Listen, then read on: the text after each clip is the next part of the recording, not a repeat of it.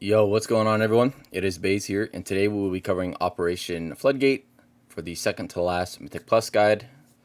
So let's hop straight into it. The goal, in case you haven't done this dungeon, the goal of this dungeon is there are 5 boxes you need to activate in order to spawn Swampface.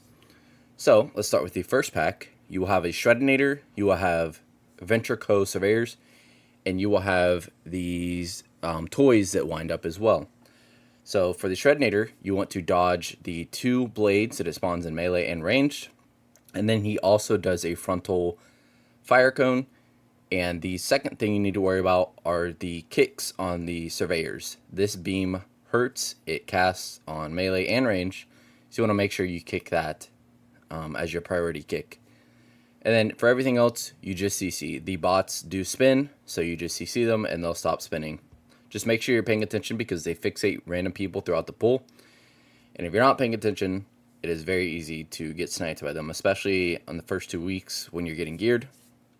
Alright, so let's talk about the most likely, the second pack you're going to be pulling. You're going to be pulling the Surveyor, Hyenas, and then you're probably going to pull this into the Architect. Our tank didn't for whatever reason. So the important things to note here are, the Surveyors from the first pull.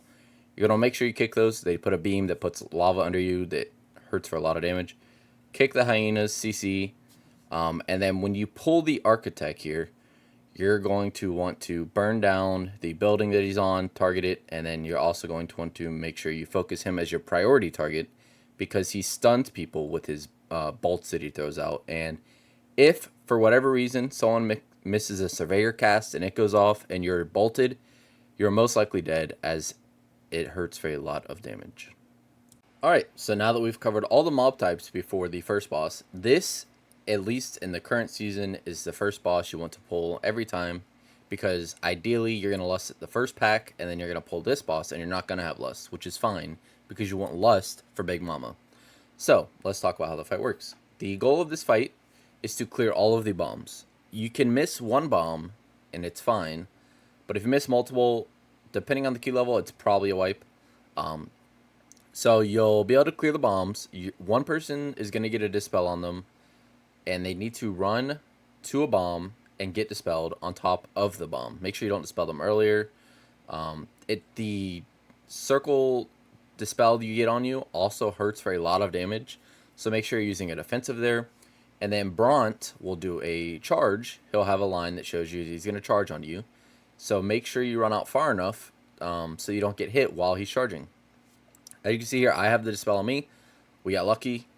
2 bombs stacked on top of each other. And the frontal dash is also going out as well. So I just left out of the way. And then there's also 5 lines that come up from Quickfuse. You just dodge those. I stood on them a few times to see how the damage hit. It didn't seem like it was doing much. Also, if you kill one boss before the other, there is a soft enrage. It's not going to hard wipe you. At least on PTR, it doesn't hard wipe you at the moment. Maybe on a high enough key it will, but for your weekly 10s and 12s, I think you'll be fine. Alright, so let's talk about the pull before Big Mama. You're going to have a Sniper, a Demolitionist, and you're also going to have an Inspector. The Inspectors just jump around and do frontal Void Cones. The Demolitionist is the one you want to focus in this pack, and CC. Do not let him get his reload cast off, because every time you stun it, it delays his big rockets from going out, which you just saw. And then for the snipers, they just shoot random people, so you just cleave them down.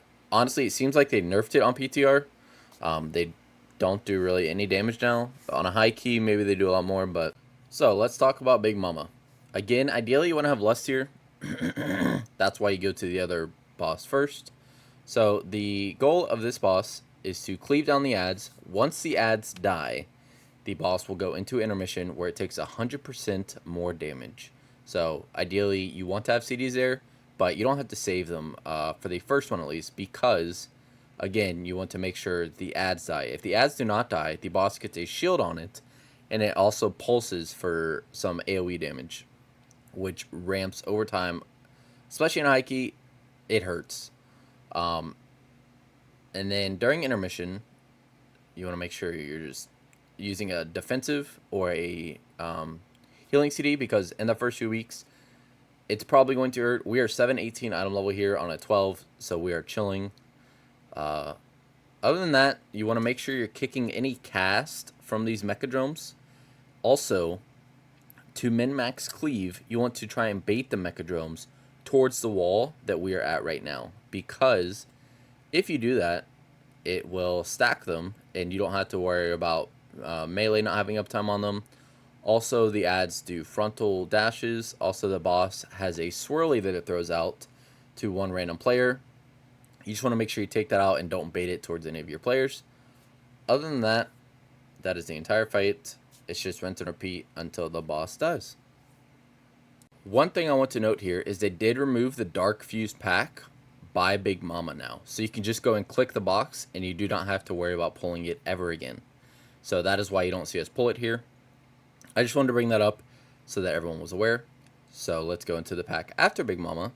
This pack has a Dark Fuse. You want to make sure you kick any cast that it does. Also, you want to make sure you're CCing the Demolitionist during its hard cast during the reload. And then also, if the Blood Fuser does get a cast off, you want to make sure you use it offensive. And you also want to make sure you're kicking the Sniper cast as well.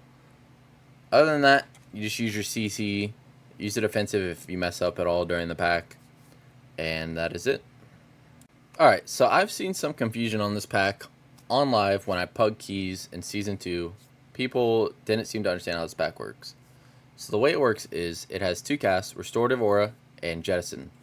The Jettison is the one you really want to focus on, as it chunks you for however long the cast goes on. So you want to use any hard CC on it. The Restorative Aura is nice to kick or purge.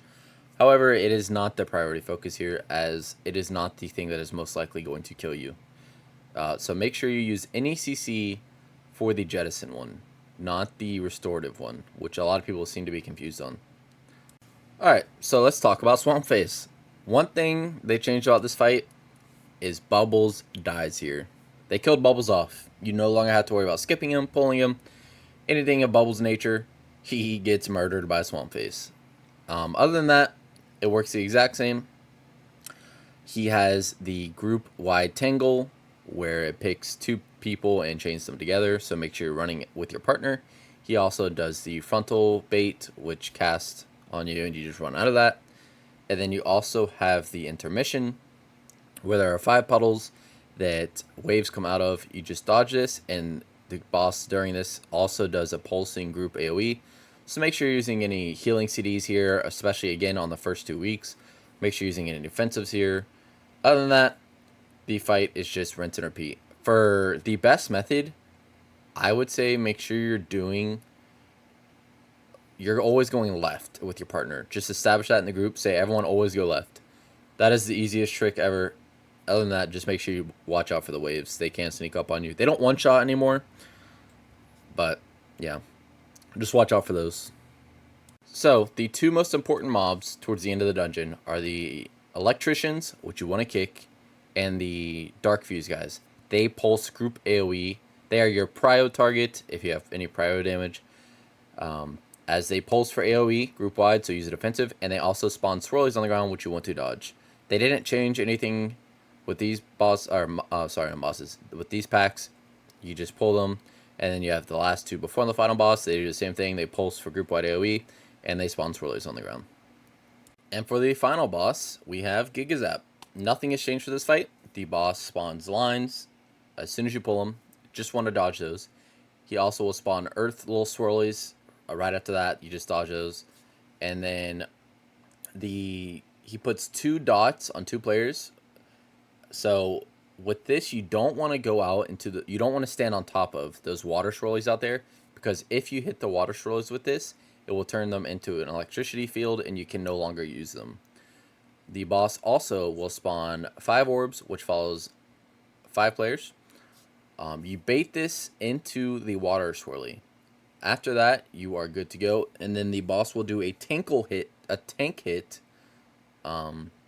after this mechanic, and the tank will get knocked back. So make sure if you're a tank, you are aware of this, and you're standing near a wall, or you have some kind of cancel for a knockback ready to go, and you're not standing near the edge.